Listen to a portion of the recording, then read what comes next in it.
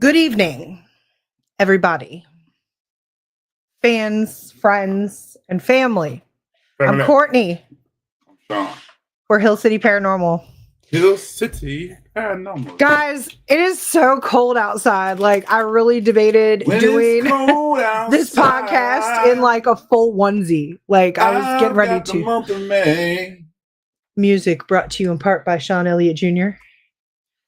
But I'm not going to wait today. I'm not going to wait for anybody to tune in. FPRI, Bedford Paranormal, hola. I'm not going to wait for anybody to tune in because I'm super excited to welcome my friend, Rhonda Harris, to the show. Hey, girl, it is too daggone cold. It is like, freezing. Hey, Michael. You got your team in here. I know. Fredericksburg, Michael. You got the squad. Hey, Carrie, we got our team in here too. Yes, I made me some hot tea before the show. Hey, Becky. I love your Christmas village, by the way. That Becky, was gorgeous. We never got that pecan pie. I knew it. I knew he would not forget. And I ain't gonna forget. You talking about I'm fat. It was bourbon pecan pie. Hey, Shonda. Bourbon pecan pie? Yes, Becky said she makes bourbon pecan pie. And Sean requested one and did not receive. Becky and Sean, I'm sure, will have words at some point. It must be John Sullivan commenting on behalf of Fredericksburg Paranormal. Everywhere with his damn khaki cargo shorts. I have to disagree with John. And a hoodie. He must have like no feeling in his legs because rain boots. Yeah, 17 is too cold. For sure. Knock it off, you two. Dogs are over here fighting. They're fighting because it's cold. Mine are snoring right now. Let's hope they stay that way. Oh my God. It is terrible. So I go to work super early in the morning and I start my car like 8 minutes before I get in it. And that's okay. But I made the mistake this morning and let the car cut off and forgot about it. And when I got in it, I was about to die. I had to defrost. It ain't that bad out there. It was terrible. It was 19 degrees when I went to work this morning. Shorts on the day when I was loading the trailer. Spirit of Clover Hill Village. Hey, hey. What's up, Clover Crimson? Carrie says Chuck says he's still in t-shirts. I beg to differ. I just saw Chuck on Saturday. He was in a hoodie. Michael said it feels good out. Yeah, go hiking it, Michael. Go hiking it. All right.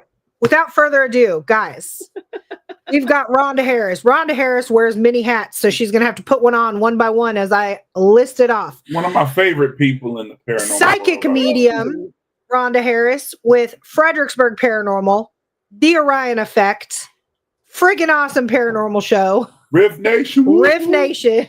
Like all the many hats that she wears. Yeah. On top of that, guys, she does card readings. I do. Right? And I think, don't you have one coming up soon? I don't. I think I'm getting ready to start scheduling into the new year. I thought about offering up some readings. I'm still May. I'm on the fence about that. I might do some for, the holidays in a week or two. We're playing with that. But yeah, come the New Year's, I'm gonna be scheduling out some days to be at some locations and do some readings and teach some more classes on how to learn to read tarot and all the good things. Yes, that would be awesome. That would be awesome. So since we are so far away, okay, I figured I would bring the tarot to y'all. So Rhonda is going to pick a card, any card. Yeah, and Courtney hit me up. She's like, "Will you read a card?" And I was like, "Well, yeah." And so, I do this on the Freaking Awesome show. We always pull a card at the beginning just to see what the cards are saying. She asked me if I would do it, and I said, sure. And then now here I've decided to pull from a deck that I've never pulled from before on any shows. Usually when I'm doing a collective pull, I'll do it for an oracle card and not a tarot card. And something told me to pull out my tarot card deck that I usually use. So I'm going to pull from there. And then I have a deck that's Oracle card, which is the one you guys probably see me use a lot on the Freaking Awesome. That's just, it's my inappropriate deck. Yes, so that's one of my favorites. We're going to do something collective just to see what what kind of energy, what's going on that everybody needs to know this. Everybody needs to know to wear a coat this week. Hey, Beverly. Hey, Mama D. Well, that one just jumped right on out. So we're There gonna you, there you go. we're gonna go with that one. This was an interesting card. It's the Six of Wands. And it's actually, you see a wreath there, but the wreath can depict many different things. And you see a girl, she's in the spotlight. When I look at this for the collective, it would mean just everybody overall. I kind of, and if this resonates with you, take it. If it does not, just leave it alone.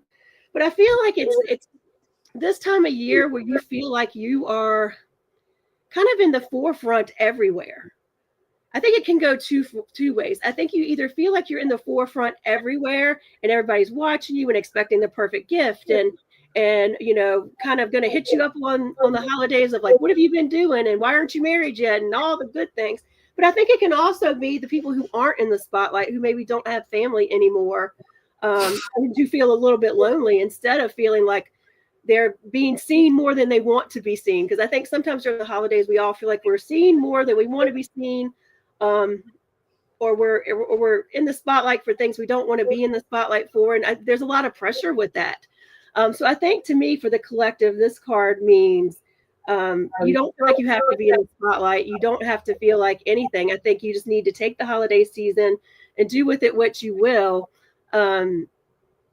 You don't owe anybody any explanations or anything for what you've done over the year. If you don't feel like answering questions about your personal life, don't. And I think it's also a reminder, reach out to those people you know, or maybe you don't hear from a lot, that they don't have a lot of family left, and just see how they're doing, because maybe they do need somebody to put them in the spotlight for a moment. I completely 100% agree. That card resonates to me. I love it. All right, let's pull from an appropriate deck and see what we get there. All right, Courtney, I'm going to resonate for you, Sean. The inappropriate deck. I'm always inappropriate. Well, if you listen to Sean, he says it's you and I. Yeah, I know. We get bullied around here. Yeah. Bullied? We don't want to be in the spotlight anymore. We can't even get Rhonda to hang out with us.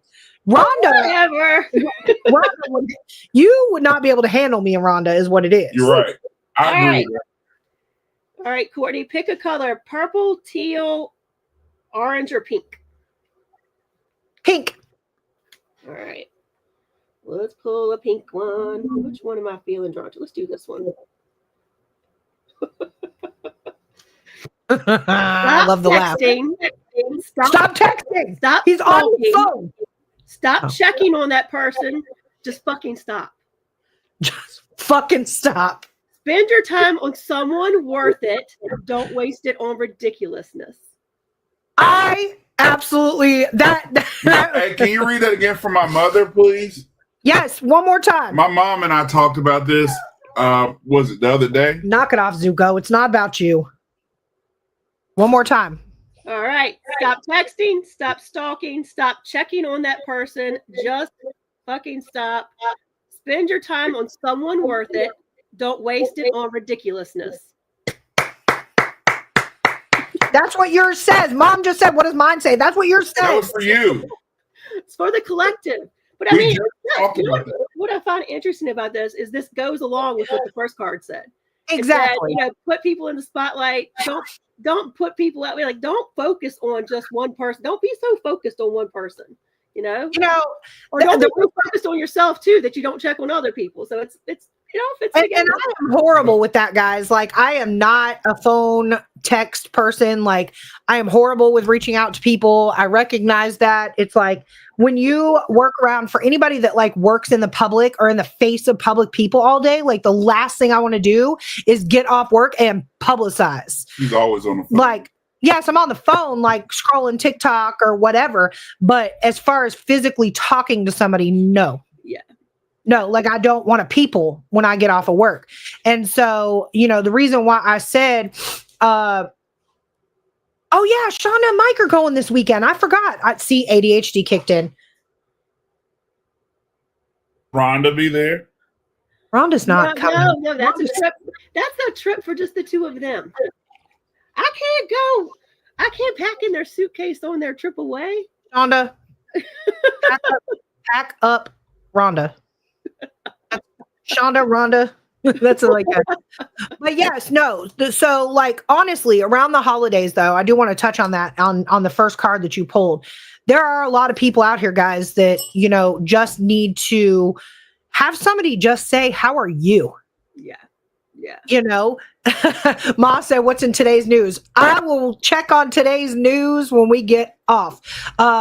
Today's news on Real News is Joe Biden is showing his whole ass before he gets out of office. And that actually made me chuckle a little bit. But that's a story for another day. But yeah, just take the time and just pick up the phone and ask somebody, "How are you?" Especially if you're one of those people that like calls somebody all the time and they're like, I had a bad day. I'm having, problems here. I'm having problems there. Because like, I do find myself, like, I'm going to admit this on the podcast. I call Sean 3 times a day from work, both my breaks and my lunch, bitching about my coworkers. Like, I work with a bunch of assholes. And it's like, I'm going to really stop doing that because it's all about I. Now, the one thing I do that I always make sure I do is I say, "Hey, how are you? What are you doing?" And then I just like go into it. But like, I'm really not good at saying like, "How are you?" and then actually allowing you to tell me how you are. And then I listen. You know what I'm saying? So I definitely think, especially around the holidays, we need to be those people that check on somebody who's always checking on us. Yeah. And I know I know there's a good mixture in this room of people who check on people and people who don't get checked on. Right. So, right now around the holidays, like, guys, there's a lot of people out here that, don't have family, don't have friends, like just a friend. So, I mean, I know they say in church and stuff like that, turn to your neighbor and, introduce yourself and stuff like that. Like, really pick up the phone, turn to thy neighbor and just say, "Hey, how are you?" Yeah. Yeah. And I think too, also like, on the second part is don't put so much pressure on yourself at the holidays. I think everybody feels this need to make sure that the dinners are perfect and the presents are perfect and everything's perfect. And if you think about it, you put all that work and effort into it. And then it's over before you blink, it's all over. And nobody's going to remember what you cooked or what you didn't, or if something got burnt, unless it's funny. Right. They might remember, Right. So don't put so much pressure on yourself and feel like you've got to stand tall and be this, like the star of the show. It just make it enjoyable. Exactly. We host Thanksgiving, and Sean and I were talking about how strange it was this year. The kids are growing up, so now they have significant others, so now there's multiple places to go. And so we're used to like everybody showing up at like one like communal time and then everybody's eating, but people kind of trickled in and they had already eaten at like previous locations, so they got like a smaller than normal plate. And, they stayed for maybe 30, 45 minutes and left. We had one friend that trickled all the way in at like 9:30 at night. Like, stuff was already put up. Right. We still obviously opened our door and opened our home and said, "Come on in." And we, hung out and stuff like that. It was just a very weird holiday. And I feel like Christmas is, kind of one of those weird holidays too. Like, everybody's together, but really, what are you together for? Right. You want to rip into the gifts. Like, you want to see what you got. You open your mailbox every day because you've got that uncle or grandpa or grandparent that sends you money every year. And you're just, you normally don't check your mailbox every day. Like, so really, honestly, just remember why we're gathering. Yeah. Yeah. Life is short, guys. Life is short. Hey, Sam. Hey, Sam. Sam, I'm sorry for your recent loss. You've been in our thoughts and prayers. I did want to tell you that. I don't want to put your business out there, but just know that Sean and I have been praying for your recent loss. And if you need anybody to talk to, please feel free to reach out. So, but Rhonda, yeah, I know we have kind of a short show because you got to jump on Ryan's show after here. But I want you to explain kind of what it means to be a psychic medium. Okay, well, when you look at being a psychic medium, being a psychic and being a medium are really two totally different things. So a psychic is really looking at past, present, future, kind of what you've got going on, you know, kind of details of your life, whereas a medium is actually connecting with your loved ones, your spirit guides, things of that nature. So they're a little bit different, but everybody has the ability to tap into both. So you believe everybody has the ability to be either a psychic or a medium or a psychic medium? 100%. I How think does, go I ahead. think some people maybe lean to one stronger than the other, but that's by nature. I mean, to me, being a psychic or a medium, whichever one you want to tap into, or both. Well, I will tell you, if you take any classes, they're going to teach you both. So whatever you kind of resonate with. But it really is which way you want to go with it. You know what I mean? Some people lean more towards being a psychic, some lean more to being a medium.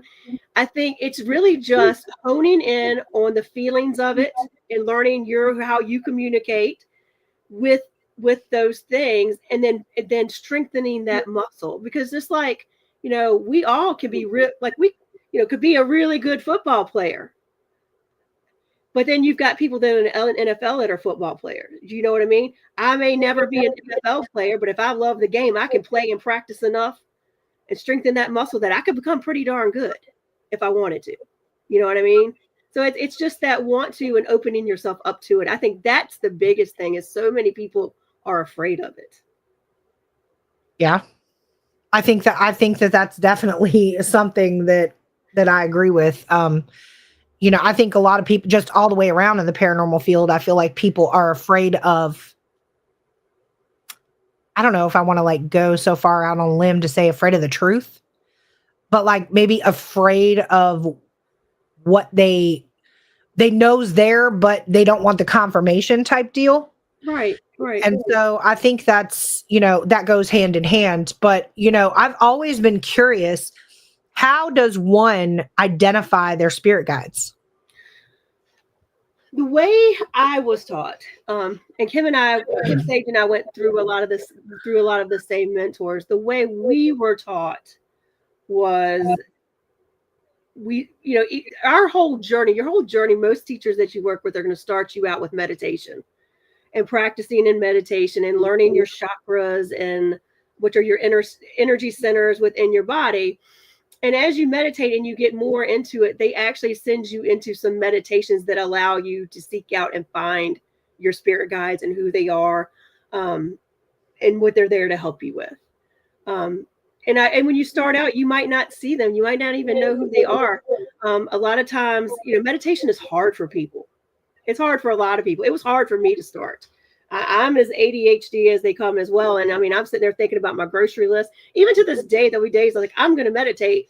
And I try to get into it. And it's like, oh, that was a waste. I'm sitting there thinking about my to-do list and everything else. But it is really just about quieting your mind. And everybody gets there at different ways. And, you know, there's no right or wrong way to start. Some people like guided meditation. Some people like just body scans, where you can get meditations that are like 5 minutes that you can, like, literally, it'll just walk you through relaxing the muscles in your body. Like, that'll get you started, but it's honing into that. And then through that, they teach you some guided meditations to go meet your spirit guides. And in the beginning, I remember the first time I met my spirit guide, I didn't see them. I could just feel that they were there. You know what I mean? And sometimes it's feeling. That's how you would know they were there. You might not know their name. You might not know what they look like, but you know when they're there, there's a certain feeling you have. Right. Yeah. So I want to go back up to Lori. She said, are you by chance taking any personal questions this evening? I am not this evening, but we could probably maybe set up a show at a later date and do some stuff like that. Okay. Sounds good. And Carrie would like to know, how do you know if you're communicating with a loved one and not a demon? Or that is the questions we get a lot. Yeah, I was gonna say, or let me put a flip there, or somebody posing like a mimic, like posing as a loved one. Well, one thing we learn, or at least I have learned through my experience, and I've worked with enough teachers, I feel like the majority of them teach this. Um, you realize who your spirit guides are, you realize who your protectors are in the spirit world, and they're not going to once you start working with your team, your spirit team is what I call them, they put a level of protection with you as well that kind of keeps that, or they're kind of gatekeepers, and they're not going to let that happen to you. They're not going to let something negative come through to you. I've never had any experience where something came through. I'll take that back. I've had experience where I wasn't sure what it was, but I wasn't fearful of it because I know my team has got me.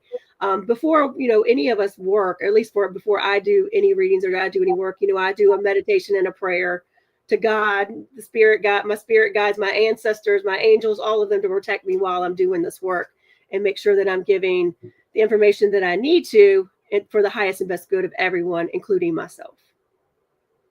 Almost like laying like a blanket of protection over the atmosphere. Yeah. That makes sense. That definitely makes sense. Cause I mean, that's like anytime we go into an investigation, that's a self-talk that I have. I mean, I don't speak it out loud, but in my mind, I'm saying to myself, like, I'm asking for like protection and just, asking for spiritual guidance, so to speak, like as far as like lead me in the direction that I need to go. Yes. That's non-harmful. Yes. It's setting those intentions. Yeah. And a lot of the time, like we as paranormal investigators, we go into places that are reportedly haunted and we don't really honestly know what we're communicating with. A lot of our evidence, or not evidence, that's poor choice of words. A lot of our expectation is based on previous evidence. Right. We had several other teams that reached out to us and it's like, oh my God, I went to that location and we communicated with, a little boy named Ben. And so immediately, a lot of the time as paranormal investigators, we go in and we attempt to make communication with a little boy named Ben. Mm-hmm. But do we really know if Ben is there? Right. If we don't set those intentions, you don't really know who you're talking to. Yeah.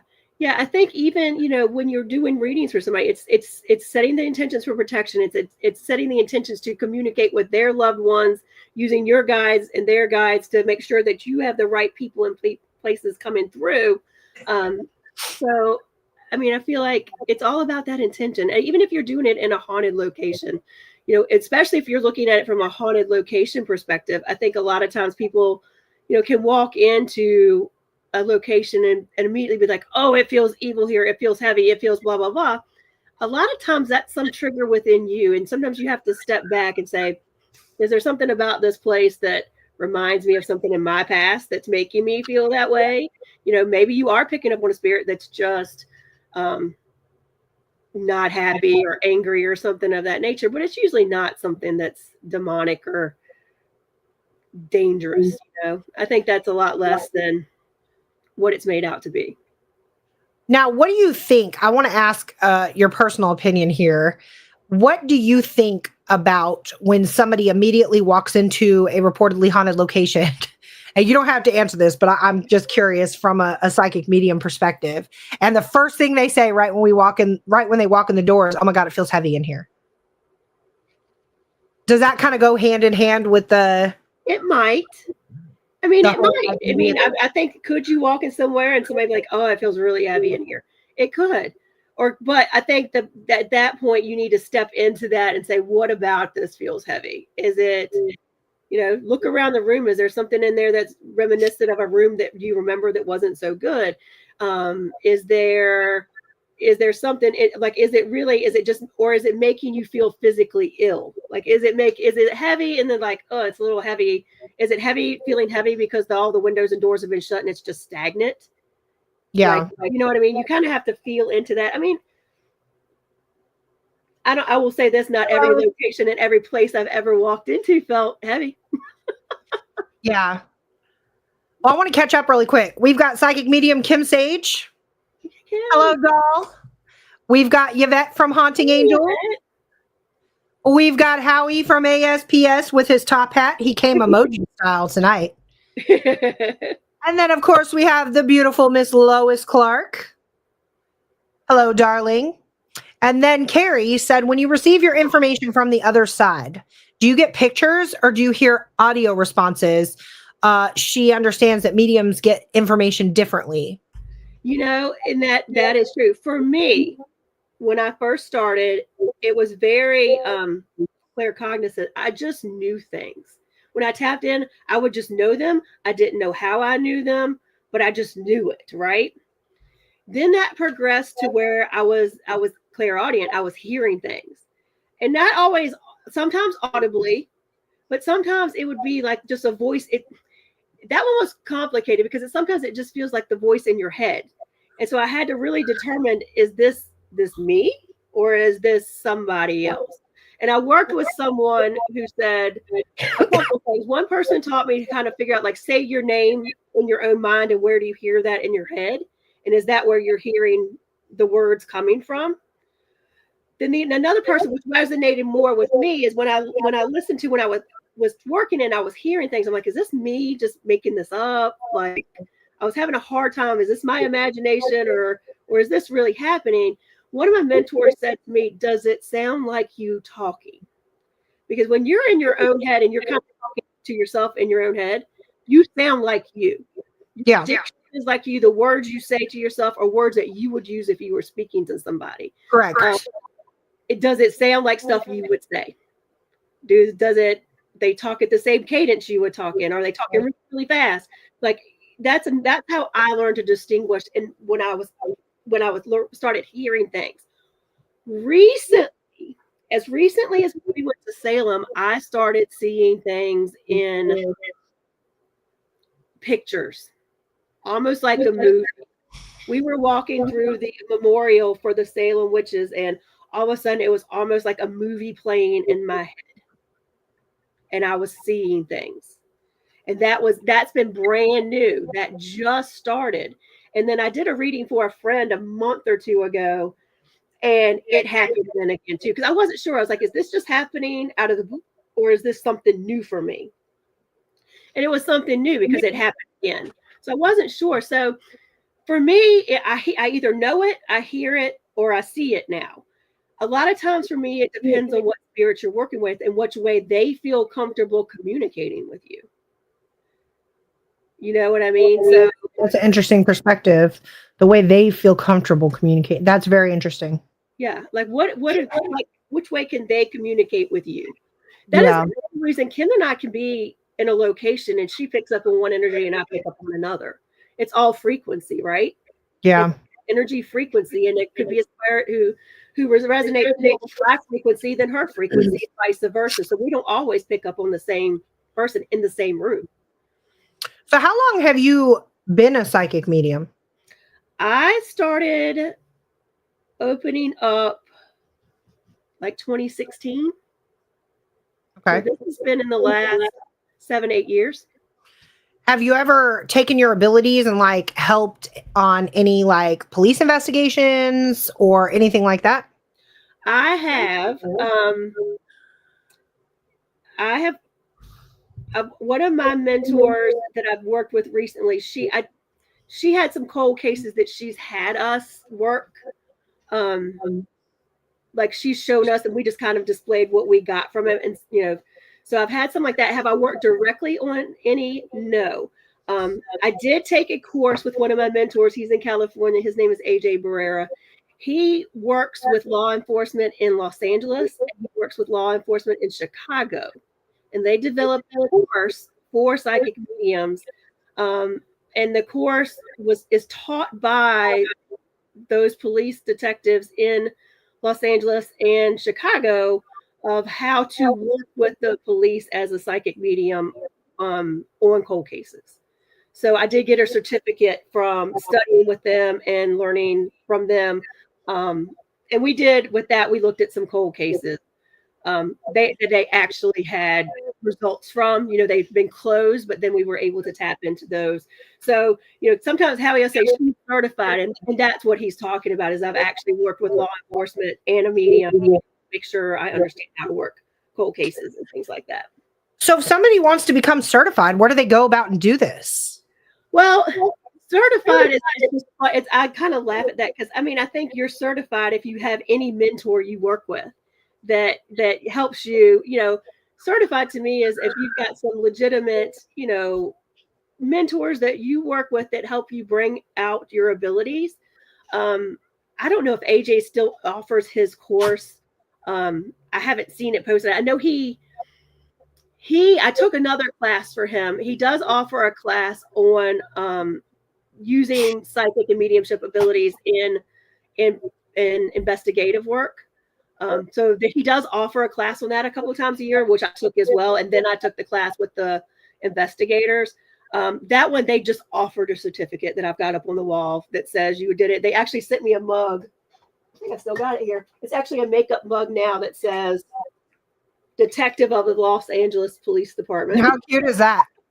They sent that to me. So I mean, you got a certificate for that. But I think if anybody really just wants to hone their skills, you don't have to be certified. You're not going to get like a certificate, a diploma, but find a couple of reputable mentors and take some classes.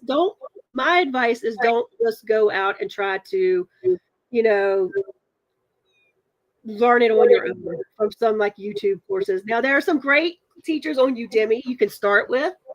I don't know if you know, Udemy is a website that offers all kinds of classes. There's some really reputable teachers out there if you wanted to start with that. But I would say find somebody local that you can really work with and ask questions and get some hands-on experience and training. Do you mentor people? I do mentor some people, yes. And Kim teaches classes. I was about to say, does Kim mentor as well? Yeah, Kim mentors and teaches classes. I mentor and teach classes. So we can help you find somebody in your area. And one of y'all just split up and come down here? Well, I mean, I think we can all the cool people up there. Well, I mean, I think Kim and I could come visit you for a weekend. You guys are more than welcome to come visit. You know that. We always love seeing y'all. For me, I think to get back out to you guys. I mean, I think like I said, everybody's got the ability. I truly believe the best thing is finding somebody you can work with in your area that you can ask questions to, that can walk you through meditations, can walk you through connecting with your loved ones and your guys and you all of that. I think it's really, really important that you have someone that you can lean on. And I think it's important to get multiple teachers. I will say throughout my journey, my first teacher was and I think I'm glad she was at the time. She was very rigid and rudimentary, and everything had to be a certain way, the way she taught class. And I think that helped give me some structure, but then it also locked me in where I wasn't like expanding things and understanding that maybe things opened a little differently for me. And then as I worked with other teachers, it started being some aha moments and like, everybody doesn't work like she does. So I need to know that it's okay if I'm a little bit different. And I had that experience too, as well. I'm a Reiki master. And when I took my first Reiki classes, they were that's a very structured course. And it intimidated me a little bit because it was like, it almost made it not enjoyable. And for me, if you're trying to do energy work with somebody, you want it to enjoy what you're doing. But then as I worked with other mentors, they were like, no, make it your own. You know the basics now. You know what you need to do. Figure out what works for you. And I think it's very much the same thing with psychics and mediums. You've got to figure out your way of communicating, what works well for you. But I think it's important to have somebody to guide you along your way. Do you do Reiki massages? Not Reiki massages, no. Oh. No. Okay, I'll be there ASAP. We're going to talk about falling asleep during a massage. Oh, I bet. Yeah. My kids' great grandma did Reiki massages, and she was all about doing it when I was pregnant with my oldest. And I swear that was the best nap I had. And I know that sounds terrible, but it's like you literally go into another world. That's crazy. Yes. I mean, I've always been interested. I think you would be good at psychic mediumship because, like, didn't you used to meditate like every day or something? Talk about many moons ago. Yeah, but at least you have like a jump start. Like I personally have never meditated a day in my life. Like I really haven't. I'm like you, Rhonda. If I can't settle my mind to save my soul, Yeah. I'm laying in bed at night, setting my alarm, going, okay, tomorrow's Wednesday. I got to do A, B, C, and D. Like until I'm just so exhausted, I fall asleep. You have to figure out too the time of day that works for you. Because I used to try to do it before I'd go to bed, thinking it would relax me. No, because the end of my day is I kind of make that to-do list, which gets that off my mind so I can sleep. So to me, I do better if I meditate in the mornings, like when I first get up. Like That's a good way to start your day. yeah, that's when I start with that. But When did you used to meditate? In the morning or night? Night. Night? right. That makes sense for you. Late at night. Insomniac. But I feel like all of us too in the paranormal, whether you've been taking classes or things like that to try to open up your gifts, I feel like they start opening up for you anyway, right?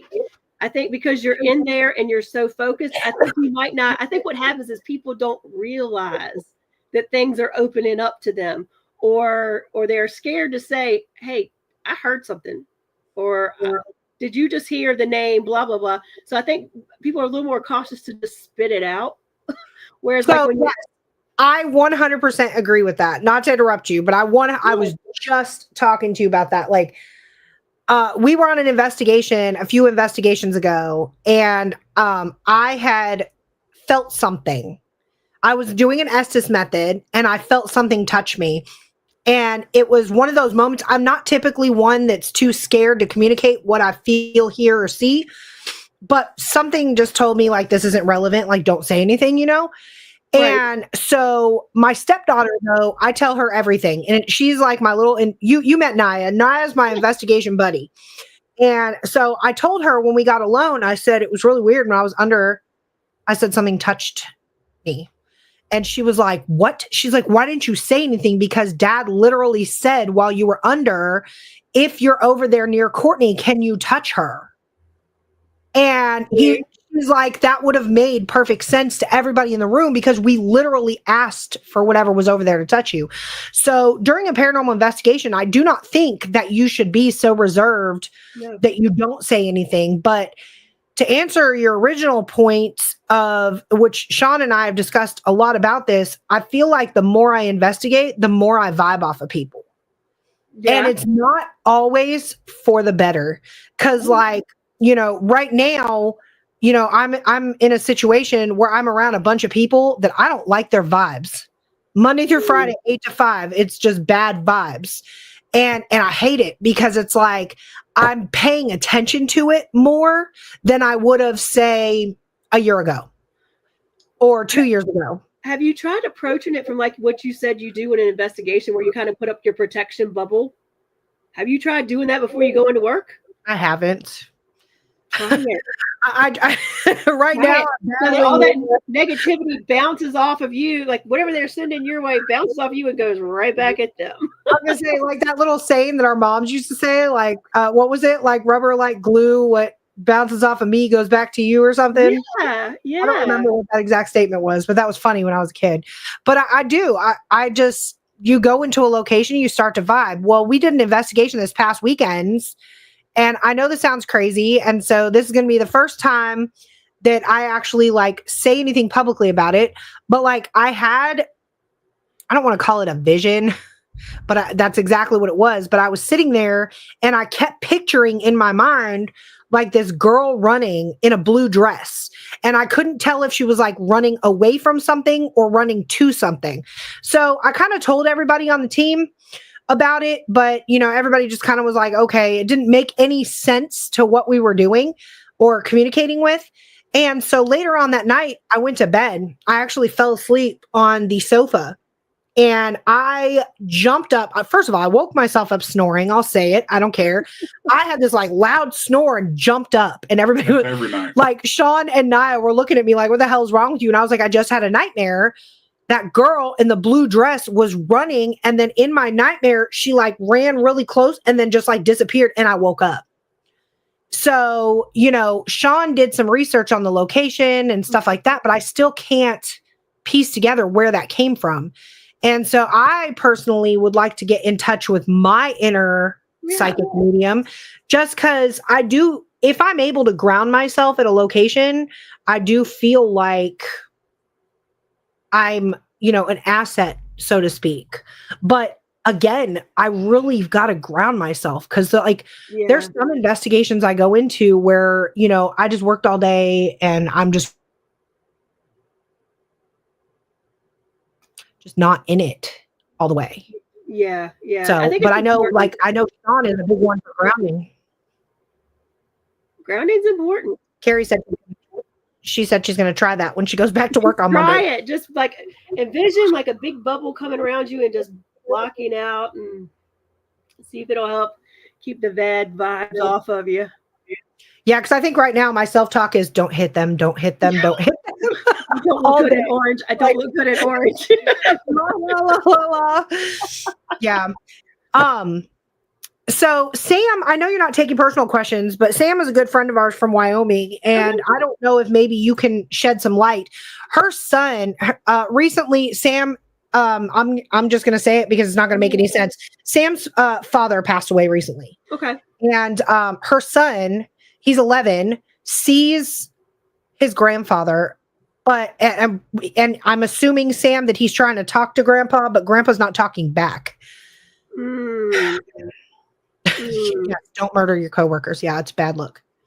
That came up for something, and I wish I could remember. There's a couple of things that could be, and there's one that has come up recently for me, and for whatever reason, it's not coming up off the top of my head for me to speak it. So if I think of it later, I'll message you, Courtney, so you can let her know. But one of the things is sometimes when loved ones appear in our dreams, or we see them, and we can't either reach them or we can't talk to them. I think a lot of times, sometimes that's not because we're not quite ready to talk to them yet. Like, we are not emotionally quite ready to handle that. And that, like, our deceased loved ones know that, so they will just appear. I've got a funny story. I might as well tell it. For instance, when I lost my dad, it was very true. It wasn't just traumatic. It's like I was very close with my dad, so I mourned that for a long time. And hi Debbie, the first time my dad showed up in a dream, right? No, in a meditation. So we were doing a meditation to go meet a spirit guide, and I think it was to connect with one of our loved ones, right? So I was in a class. And so I go, like, in my meditation, I go down this path and I go to my little house, and there's a man outside and he's cooking in this big stove. And so, afterward, you talk about what was in your meditation. And I was like, yeah. And they were like, well, what did the man look like? I said, it was Willie Nelson. Tell me I don't sound flipping crazy. You saw Willie Nelson in a meditation. Whiskey River, take my mind. Now, if he was singing that, but what that was it was my dad being funny, knowing I wasn't ready to see him. I wasn't ready to see him. We probably have broke down, bald, fell apart. So he was being funny and showing himself in another way that I would recognize him. That is so interesting, actually. Well, I think sometimes sometimes I've had a lot of people say they worry that they don't see their loved ones, or they don't feel their loved ones around them, or they don't come in dreams. And sometimes I think it's because we're not ready to see it. Well, see, and I think that that's a good point, because I know, in Sean's family, they had a recent loss, and there was a family member that was a little bit concerned because everybody, it seemed like the loved one that passed came to everybody but that one person. And it's like, you're literally taking Sean's words out of his mouth right now. Cause I remember Sean sitting there and saying, I don't think you're ready for something like that. Yeah. Personally, I've lost my mom in 2010, and I have never had her come to me in a dream. I've never had her appear in front of me. I've never seen her, not one single solitary time, but I also have not taken the time to try to connect. Right. Because I don't know. I don't know if that's something that I want to do. You know what I'm saying? Right. Or can do. Can do is probably a better You can. So, I definitely think that loved ones come to you when you need them the most. Right. Yes, And, Virgil.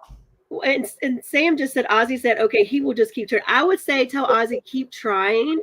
And maybe even when he sees him, ask, like, how can I talk to you? How can I communicate with you? Because maybe there's another way he wants to communicate other than talking, or maybe he's waiting for Ozzy to say, hey, can you talk to me? I really want to talk to you. Or maybe as well as Ozzy just talk to him until he talks back.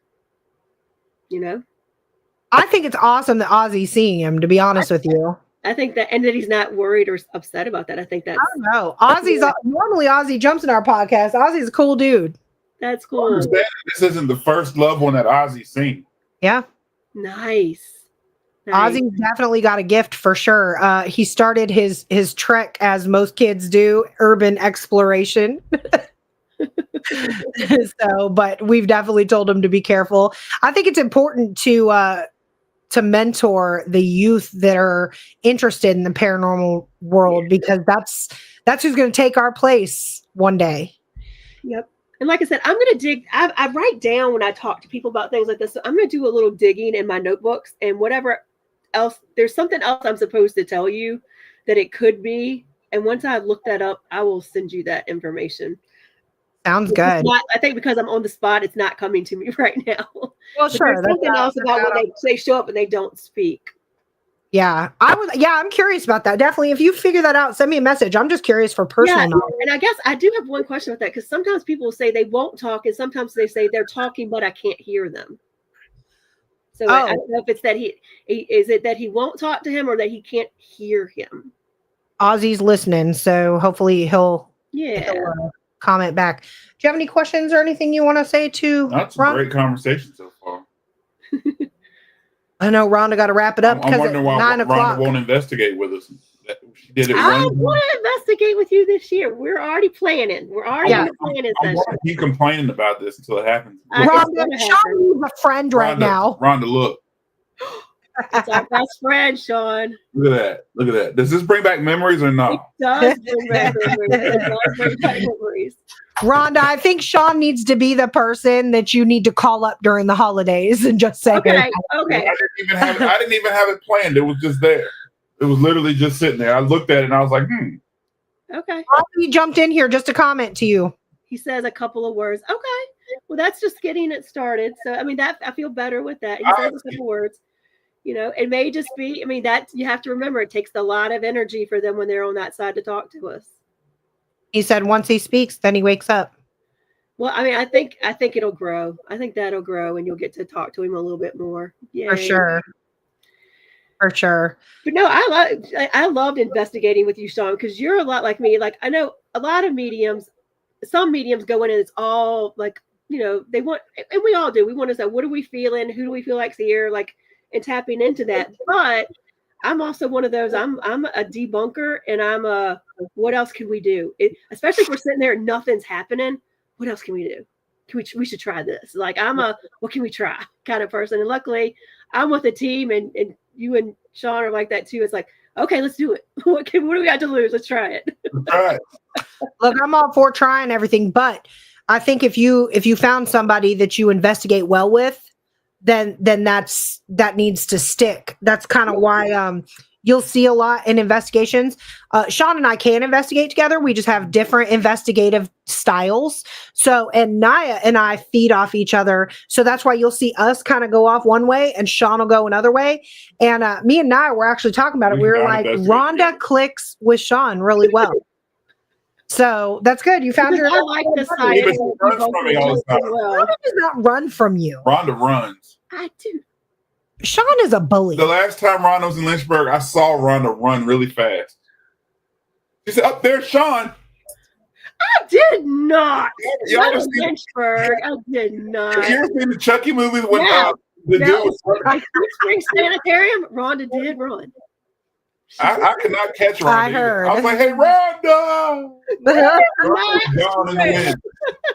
2025. We are investigating. We're investigating. Rhonda's hair was blowing. Opportunities in 2025. That's how fast Rhonda was running. Her hair was blowing. Don't believe Shut a up, word so he says. He's so full of shit. Yeah, 2025, we will be investigating a lot with you guys. And we definitely. If Rhonda doesn't run. Rhonda's not running from you. Nobody's running from you. Run I'll from tell you what, me. I'm gonna get some shackles and chains, and when we get to her, I'm gonna shackle myself to you, Sean. There I'll be you like, go. now you're stuck me now. A whole nother conversation. Oh Lord, Michael, signing. Yeah, God. Michael. See, that's why I like Michael. Not only is Michael he Brooks. Now, Michael Brooks, do not say I was running fast at Lynchburg because that did not happen. It happened in Sweet Springs. Hey, Michael, check it out. Like my hat, Michael.